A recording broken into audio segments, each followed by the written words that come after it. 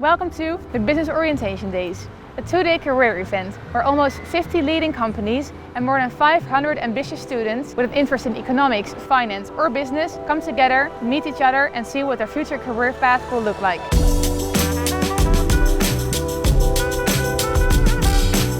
My name is Fleur, I'm part of the HR team at Rituals Cosmetics, and we decided to join because this is a place where lots of young talents come together. They also helped me a lot with seeing what career path I want to pursue after my studies. We explained how you can enter the company as a starter or as an intern. I was talking to someone from HR. This person was telling me all about the application procedure. This application procedure was very elaborate and the case study can be quite interesting and pretty difficult. So today I work with Deep Blue Capital, which is a trading company. I've had no experience working on case studies with companies before, and I got the opportunity to do that right here.